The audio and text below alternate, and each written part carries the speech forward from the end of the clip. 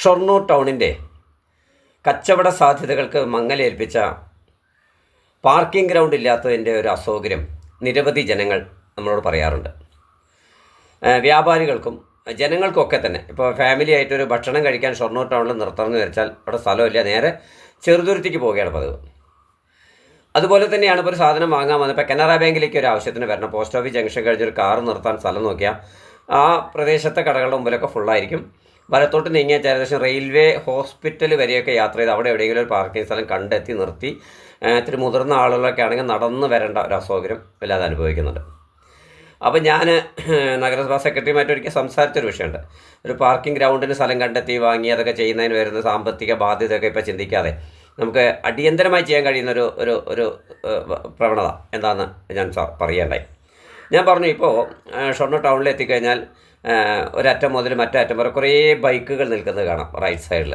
ഇപ്പോൾ ആ PV's emporium തൊട്ടിട്ട് ആ പോലീസ് സ്റ്റേഷന് മുൻപത്തൊക്കെ അരിക്ക് ബൈക്കുകൾ നിൽക്കുന്നതാണ്. അപ്പോൾ ഈ ബൈക്കുകൾ നിർത്തി കഴിഞ്ഞാൽ പിന്നെ ആളുകൾക്ക് നടക്കാനുള്ള ഒരു വഴി അപ്പുറത്തുണ്ട്. അപ്പോൾ ഞാൻ എപ്പോഴും ആലോചിക്കും, അങ്ങനെ ബാക്കി ലെഫ്റ്റ് സൈഡ് മുഴുവൻ നമുക്ക് ഓട്ടോറിക്ഷ സ്റ്റാൻഡുകളാണ്. ജീപ്പ് സ്റ്റാൻഡ് വരുന്നുണ്ട്, കനറ ബാങ്കിൻ്റെ അടുത്ത് ഓട്ടോ സ്റ്റാൻഡ് വരുന്നുണ്ട്. അത് കഴിഞ്ഞിട്ട് നമ്മുടെ മറ്റ് മേഖലയിലൊക്കെ സ്റ്റാൻഡുകളുമുണ്ട്. അപ്പോൾ അവർക്കും ബുദ്ധിമുട്ട് വരാൻ പാടില്ല, കാരണം അവർക്കും അവരുടെ ജീവിതമാർഗ്ഗമാണ് അവിടെ. അപ്പോൾ ഞാനിങ്ങനെ എപ്പോഴും ആലോചിക്കും, ഈ വലതുഭാഗത്ത് നമ്മുടെ ഗവൺമെൻറ് ഹോസ്പിറ്റലിൻ്റെ ആ ട്രെയിനിങ് മുതൽ നമ്മുടെ പള്ളിയൊക്കെ നിൽക്കുന്ന ഭാഗത്തോടെ ആ വലതുഭാഗം മുഴുവൻ ഷൊർണൂർ ടൗൺ വരെ, അത് കഴിഞ്ഞ് ഏകദേശം റെയിൽവേ ഹോസ്പിറ്റൽ വരെയുള്ളൊരു നീളമുള്ള പ്രദേശം മുഴുവൻ ഈ ബൈക്കുകൾ നിർത്തുക എന്നുള്ളത് ഈ ട്രാഫിക് റെഗുലേറ്ററി കമ്മിറ്റി നഗരസഭയ്ക്കുണ്ട്. കൂടി ആലോചിച്ച് ബൈക്കുകൾ പരിപൂർണമായും ആ വലതുഭാഗത്ത് നിർത്തുന്നത് ഒഴിവാക്കി അവിടെ കാറുകൾ തിരിച്ചിടുകയല്ല, വന്ന വഴിക്ക് തന്നെ നേരെ നിർത്തി വരിക്ക്. ഞാൻ ആലോചിച്ചു, മുസ്ലിം പള്ളിക്ക് അപ്പുറത്ത് നിന്ന് നമ്മുടെ BMLP സ്കൂളിൻ്റെ ആ പ്രദേശത്തൊക്കെ തന്നെ റൈറ്റ് സൈഡിൽ കാറുകൾ നിർത്തി, അങ്ങനെ ടൗണിലൊക്കെ കാറുകൾ റൈറ്റ് സൈഡിൽ നിർത്തുക. അത്യാവശ്യം സാധനങ്ങൾ വാങ്ങാൻ ഓട്ടോയിൽ വന്നവർക്ക് ഓട്ടോയിൽ നിർത്താനുള്ള സൗകര്യം അവിടെ റൈറ്റ് സൈഡ് ഒരുക്കുകയാണെങ്കിൽ കുറേ കടകൾക്ക് അതൊരു ആശ്വാസം. ആളുകൾക്കും എന്ത് തോന്നും, ഇപ്പോൾ എന്താ ഹോട്ടലുകളൊക്കെ ടൗണിൽ നിന്ന് പൊട്ടിപ്പോകാത്ത കാരണം ടൗണിൽ ടൗണിൽ നല്ല ഹോട്ടലൊക്കെ പണ്ടിട്ടായിരുന്നു. അവിടെ വന്ന് ഭക്ഷണം കഴിക്കാൻ വണ്ടി നിർത്താൻ സ്ഥലമില്ല, അപ്പോൾ ഹോട്ടലൊക്കെ പൊട്ടിപ്പോയി.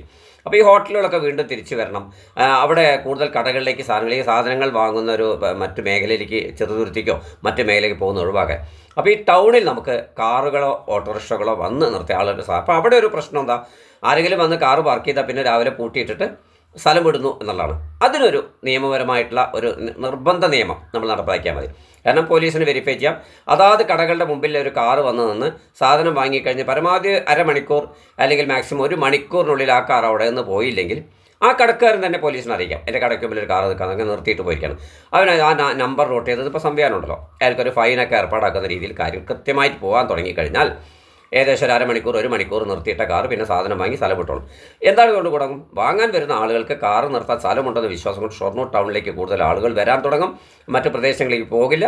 ഇപ്പോൾ ഹോട്ടൽ വരെ വീണ്ടും ഓപ്പൺ ചെയ്ത് പുതിയ ഹോട്ടൽ സ്ഥാപനങ്ങളൊക്കെ വരാൻ സാധ്യതയുണ്ട്. അപ്പോൾ ഈ സാധ്യതകൾ മുഴുവൻ ഭംഗി നിങ്ങൾ ആലോചിക്കണം. റെയിൽവേ ഹോസ്പിറ്റലിൻ്റെ പ്രദേശം തൊട്ടിട്ട് നമ്മുടെ പഴയ രാജാത്തി മുതലുള്ള ഏരിയ തൊട്ടിട്ട് നമ്മുടെ പോസ്റ്റ് ഓഫീസ് ജംഗ്ഷൻ വരെയുള്ള കടകളൊക്കെ തന്നെ അല്പം പരിങ്ങലിലാണ് പോയിക്കൊണ്ടിരിക്കുന്നത്. കച്ചവടം വളരെ ആളുകൾക്ക് വരാൻ താല്പര്യമില്ല. ബസ് വന്നിറങ്ങി ബസ് സ്റ്റാൻഡിൽ ഇറങ്ങി നേരെ പോസ്റ്റ് ഓഫീസ് ജംഗ്ഷൻ അടുത്ത ബസ്സും കയറി അങ്ങോട്ട് പോകുന്നതല്ലാതെ വണ്ടികൾ നിർത്തി ഭക്ഷണം കഴിക്കുന്ന അവിടുന്ന് കാലങ്ങൾ മാറി. ഒരുവിധം വീട്ടിലൊക്കെ കാറുകളായി കഴിഞ്ഞു.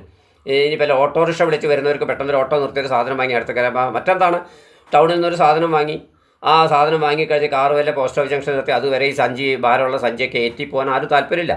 അപ്പോൾ അവരങ്ങനെ സൗകര്യമുള്ള കടകൾ നോക്കി ഷോപ്പിംഗ് മാളൊക്കെ നോക്കി അവരങ്ങനെ പോയി ഹോട്ടലുകൾ നോക്കി അവർ സ്ഥലം വിടുകയാണ്. വണ്ടി നിർത്തി ഭക്ഷണം കഴിച്ച് ഇറങ്ങിയത് കരുതൽ അല്ല, നടന്നു പോയി. പക്ഷേ അപ്പം ഈ ഒരു സംവിധാനം വളരെ നന്നായിട്ട് ട്രാഫിക് റെഗുലേറ്ററി കമ്മിറ്റി ആലോചിച്ച് കഴിഞ്ഞാൽ എനിക്ക് തോന്നിയ വലുത് ബൈക്കുകൾക്ക് നിർക്കാൻ നമുക്ക് ഇൻ ബിറ്റ്വീൻ ഒരുപാട് സ്ഥലങ്ങൾ നമുക്ക് കണ്ടെത്താൻ കഴിയും. ഇപ്പോൾ പോലീസ് സ്റ്റേഷൻ്റെ ഫ്രണ്ടിൽ തന്നെ ടാക്സി പാർക്കിൻ്റെ ഒരു സൈഡിൽ കുറച്ച് സ്ഥലം പറയണം. അതുമാതിരി അവിടെയൊക്കെ സ്ഥലങ്ങൾ നമുക്ക് ബൈക്കുകൾ നമുക്ക് നിർത്താൻ ബസ് സ്റ്റാൻഡിൻ്റെ ഒരു സൈഡ് വേണമെങ്കിൽ പ്രത്യേക സ്ഥലം കണ്ടെത്തി ഉപയോഗിക്കാം. മാർക്കറ്റിലേക്ക് പോകുന്ന വഴിക്ക് പ്രത്യേക സ്ഥലം ഒരുക്കിയിട്ട് അവിടെ ബൈക്ക് പാർക്കിംഗ് ആരംഭിക്കാം. ബൈക്കുകൾ പാർക്ക് ചെയ്യാൻ വലിയ ബുദ്ധിമുട്ടില്ലാത്ത രീതിയിൽ സ്ഥലം കണ്ടെത്താൻ നമുക്ക് കഴിയുമെന്നാണ് എൻ്റെ വിശ്വാസം. ഇനി ഇടത് ഭാഗത്ത് ഇൻ ബിറ്റ്വീൻ വരുന്ന ഒഴിഞ്ഞ സ്ഥലങ്ങളൊക്കെ അതുപോലെ തന്നെയാണ്. ഇപ്പോൾ കനറ ബാങ്ക് അതുകൂടി ഞാൻ പറയുകയാണ്. കനറ ബാങ്ക് നിൽക്കുന്ന കെട്ടിടത്തിൽ അതിൻ്റെ ഫ്രണ്ടിൽ ഓട്ടോറിക്ഷ പാർക്കിംഗ് ഉണ്ട്. പക്ഷേ ഈ ഓട്ടോറിക്ഷ പാർക്കിൻ്റെ ഒപ്പിടുന്ന ഒരു റൂം പണിതിട്ടുണ്ട് അവിടെ. ആ പണിത റൂം അവിടെ നിന്ന് ആ ഓട്ടോറിക്ഷ ഡ്രൈവർമാർ സഹകരിച്ച് അല്പം കൂടി സൗകര്യപ്രദമായ മറ്റൊരു സ്ഥലത്തേക്ക് ആ സ്റ്റാൻഡിൽ തന്നെ മറ്റൊരു സ്ഥലത്തേക്ക് മിഡിൽ എവിടേക്ക് മാറ്റി അവിടെ ഒഴിച്ചിട്ട് കഴിഞ്ഞാൽ നമ്മുടെ ആ ടവർ നിൽക്കും. ഞാൻ ആ ടവറിൻ്റെ കാര്യം ഇലക്ട്രിസിറ്റി എയോട് സംസാരിച്ചായിരുന്നു. ആ ടവർ ഒന്നുകിൽ ഒരു നല്ല കോൺക്രീറ്റിൻ്റെ ഉയർന്നുള്ളൊരു കാല് കെട്ടി അതിൻ്റെ മുകളിലേക്ക് ആ ടവർ മാറ്റിക്കഴിഞ്ഞാൽ, ആ ഒരു ട്രാൻസ്ഫോർമർ മാറ്റിക്കഴിഞ്ഞാൽ സ്വാഭാവികമായിട്ട് അത് അതിൻ്റെ അടിയിലൂടെ യാത്രയ്ക്ക്, ഇപ്പോൾ ഫസ്റ്റ് ട്രാഫിക് ജംഗ്ഷൻ എന്ന് പറഞ്ഞാൽ വലിയ തിരക്കുള്ള ട്രാഫിക് ജംഗ്ഷനാണ്.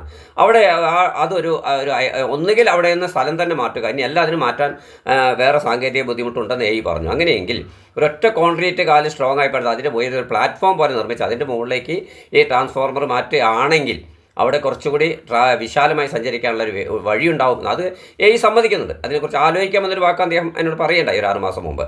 പക്ഷെ ഒന്നും നടക്കുന്നില്ല.